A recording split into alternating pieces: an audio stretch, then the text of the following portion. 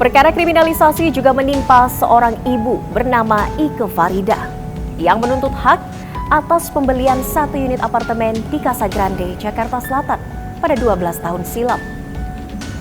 Namun tidak kunjung mendapatkan haknya. Pada September 2024, Ike Farida justru ditangkap penyidik Polda Metro Jaya, bahkan hingga menggunakan kekerasan. Turun dari Pak Direktur sesuai dengan kewajiban kami berhak melakukan upaya paksa. Dalam video amatir yang beredar di media sosial, seorang wanita bernama Ike Farida bersitegang dengan penyidik Polda Metro Jaya saat akan ditangkap paksa pada 4 September 2024 lalu. Nah, kami sampaikan kepada ibu mau ikut kami secara baik-baik atau kami lakukan upaya paksa. Kami kasih waktu 1 menit. Itu hak ibu. Silakan. Kok itu hak Intinya ibu? kami sudah punya kewajiban untuk melakukan penahanan, sudah tangan Pak Direktur. Anda punya kewajiban untuk melindungi masyarakat yang tidak bersalah. Status itu tersangka. Mengawal nggak apa-apa, jaga jaraknya Mbak. Jangan, kami yang menghantar. Ya. Saat penangkapan, Ike Farida diduga mengalami kekerasan hingga mengakibatkan luka lebam di bagian tangannya. Video penangkapan paksa Ike Farida ini pun viral di media sosial.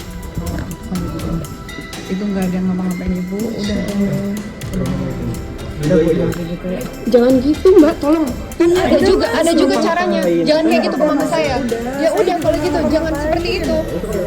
Ini tuh haknya mama saya. Tolong jangan seperti itu ke mama saya. Penangkapan dan penahanan Ike Farida diduga terkait persoalan sengketa unit apartemen di kawasan Jakarta Selatan yang telah dibelinya sejak 12 tahun lalu. Tak terima dengan perlakuan kasar yang dialami ibunya, Alia Hiroko, putri dari Ike Farida, mendatangi kantor Komnas HAM di Menteng, Jakarta Pusat pada 1 Oktober 2024. Dengan didampingi tim kuasa hukumnya, Alia mengadukan dugaan pelanggaran HAM yang dilakukan penyidik Polda Metro Jaya saat menangkap sang ibu di Bandara Soekarno-Hatta ketika baru saja tiba dari Singapura.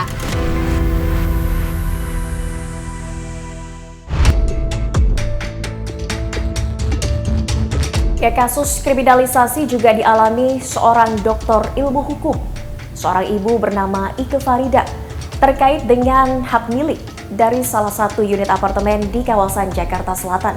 Dan untuk mengetahui kronologinya seperti apa kasus kriminalisasi yang sudah berjalan hingga belasan tahun, saat ini saya sudah bersama dengan putri dari Ike Farida, Alia Hiroko. Mbak Alia, bisa diceritakan kronologis kasus yang sudah terjadi dari 2012 hingga saat ini masih berlangsung proses persidangannya? Mama saya tuh beli unit apartemen 12 tahun yang lalu dan dibayar lunas gitu. Hanya saja memang dari pihak pengembang atau dari pihak apartemen Casa Grande ini, mereka tidak mau memberikan unit apartemen tersebut dengan alasan mamaku menikah dengan WNA gitu. Karena mereka tidak mau memberikan unit apartemen tersebut, dari pihak keluarga kami sudah melakukan upaya hukum yang dimana sampai dengan hari ini terdapat 8 putusan berkekuatan hukum tetap, final dan binding yang menyatakan kalau misalnya mamaku itu tuh pembeli yang patut dilindungi oleh hukum, terus dari pihak pengembang harus menyerahkan kunci dan aksesnya, melakukan PPJB, AJB, terus memberikan SHM SRS dan seterusnya. Tapi sampai dengan hari ini bukannya melakukan seluruh amar putusan tersebut, pihak pengembang itu malah melaporkan mama saya ke Polda Metro Jaya. Laporan ini tuh benar-benar suatu bentuk tindakan kriminalisasi yang benar-benar dibikin-bikin dan dibuat-buat dengan alasan mama saya itu tuh bersumpah palsu di persidangan. Padahal mama saya tidak pernah yang namanya tuh bersumpah di persidangan, tidak pernah datang untuk bersumpah ke persidangan, tidak pernah memberikan kuasa ataupun perintah agar seseorang melakukan sumpah palsu dan seterusnya. Jadi ini amat sangat direkayasa. Mamaku dijadikan tersangka tanpa ada contohnya pemeriksaan terhadap mamaku. Apartemen yang sudah dibayar lunas 12 tahun yang lalu, bukannya kita bisa menerima itu. Yang ada mamaku sekarang ada di rutan. Dan ini untuk kasus baru sumpah palsu di luar dari terkait dengan gugatan apartemen ya, benar. Pembelian unit apartemen ini. Karena dalam gugatan kita sudah menang terus. Jadi memang sudah tidak ada lagi yang harus dipermasalahkan. Seharusnya sudah clear. Harusnya sudah clear dan seharusnya memang pihak pengembang itu melakukan PPJB, AJB dan seterusnya. Ketika ditanya kenapa, ya karena mereka tidak mau. Masa kita boleh tidak menaati hukum karena kita tidak mau gitu. Kan itu juga tidak masuk akal. Jadi memang kalau dari tindakan kriminalisasi terhadap mama itu memang dari pihak pengembang juga pelapornya sebenarnya gitu. Mungkin mereka melakukan upaya ini agar bisa dilakukan peninjauan kembali kedua. Dan selama 12 tahun akhirnya tidak pernah mendapatkan haknya menempati apartemen ini? Tidak. Jadi mau dibayar lunas pun ya tetap Anda kan nikah sama WNA, jadi nggak bisa gitu. Dan ini adalah hal-hal yang nggak masuk akal. Selama dari 2012 hingga tahun ini 2024 masih berjalan, ada sejumlah pelanggaran HAM informasinya. Seperti apa kronologinya Mbak Arlia? Iya, jadi karena memang dari pihak pengembang ini mereka tuh melaporkan mama dengan tuduhan yang tidak benar, karena tadi seperti yang sudah saya jelaskan kalau mama saya itu tuh tidak pernah ke persidangan untuk bersumpah ataupun memberikan kuasa untuk bersumpah kepada siapapun. Namun mama saya dituduh untuk melakukan sumpah palsu. Nah ini kan udah nggak masuk akal. Kasarnya ini yang dilaporkan oleh pihak pengembang dan ini juga sayangnya difasilitasi oleh penyidik, oleh para jaksa dan pengadilan. Seperti gitu apa sekarang. ada indikasi difasilitasi oleh aparat penegak hukum? Mungkin salah satu indikasi yang amat sangat hebat itu adalah ketika memang dilakukan penangkapan terhadap mamaku. Mamaku itu bukan teroris, mamaku itu bukan pengedar narkoba, mamaku itu bukan seorang pembunuh, tapi dikerahkan 80 orang dari pihak Polda Metro Jaya untuk melakukan penangkapan. Benar, terhadap Dilakukan mamaku. di Jakarta. Di Jakarta, di Soekarno-Hatta, di kedatangan karena mamaku baru datang. Nah, Tapi pada saat penangkapan ada surat lengkap ditunjukkan oleh penyidik. nah itu sampai sekarang kata mamaku tidak ditunjukkan. Tidak ditunjukkan surat Benar. penangkapan. Nah, dan tidak juga dibolehkan untuk menghubungi kuasa hukumnya. Dan sebelum itu juga, contohnya saya sendiri, saya pernah didatangi di Kutit, saya hanya di warung mie Aceh, dan tiba-tiba saya didatangi oleh 4 orang Polda Metro Jaya. Apakah itu normal? Penyidik juga yang datang. Penyidik juga dan Kanit Polda Metro Jaya. Memperlihatkan surat? Terus mereka bilang kita mau tanda tangan. Surat tugasnya mana? Ya nggak ada. Mereka cuma bawa badge-nya mereka dari Polda Metro Jaya. Akhirnya yang terjadi itu adalah dari pihak warga, dari pihak warung mie Acehnya juga mengusir mereka. Karena ini Menimbulkan menimbulkan keresahan karena mereka tidak bisa memperlihatkan apapun gitu kan, surat tugas dan seterusnya. kondisi ibu setelah ditangkap di Soekarno-Hatta itu dengan kedatangan 80 penyidik tanpa surat penangkapan yang lengkap. Seperti apa? Lebam di sekujur tubuh dan mama pakai masker. Pas dibuka maskernya bibirnya biru dan kita sadar kalau misalnya itu mungkin tertonjok atau apa jadi berdarah. Jadi kami minta untuk dilakukan visum. Iya. Tidak difasilitasi oleh polisi. Tidak. Sampai Dari dengan hari pribadi ini pun mengajukan tidak bisa. sudah tidak. Sampai dengan hari ini tidak dilakukan visum terhadap mama.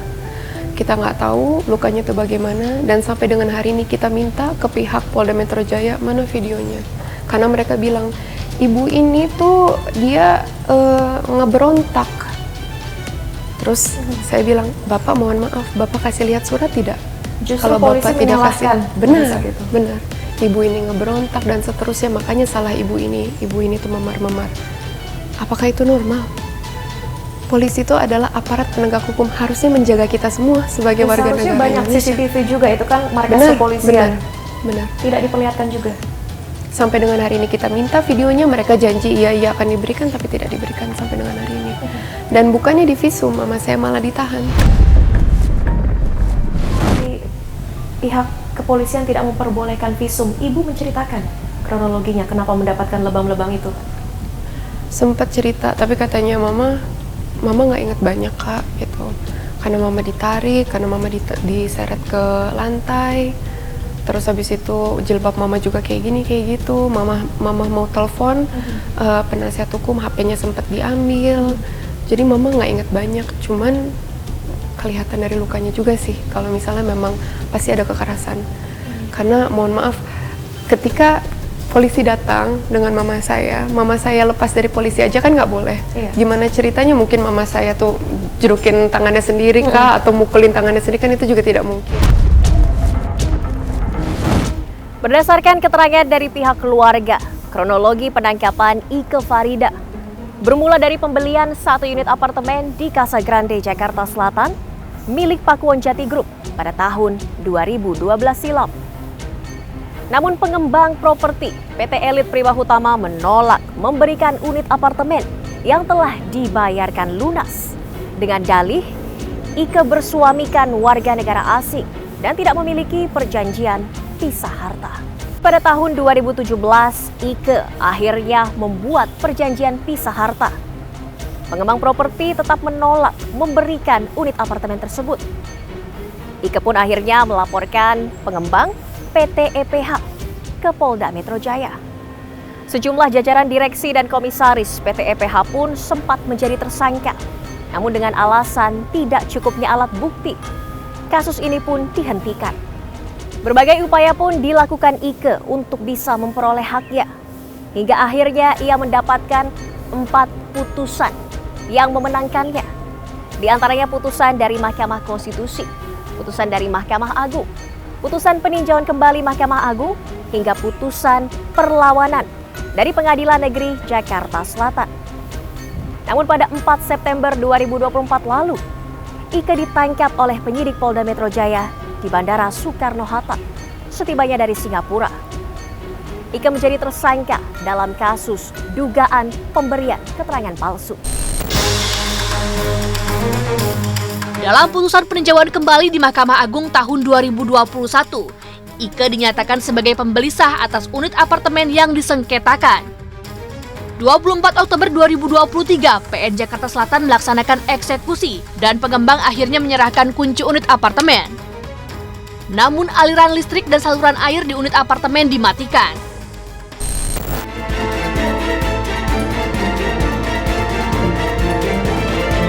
Mama saya digeret pakai kursi roda. Sudah menggunakan kursi roda bahkan ke persidangan, dan ketika sidang di depan hakim, di depan majelis hakim, ditanya saudara sehat atau enggak, mama saya sudah bilang tidak, tapi tetap dibacakan dakwaannya oleh majelis.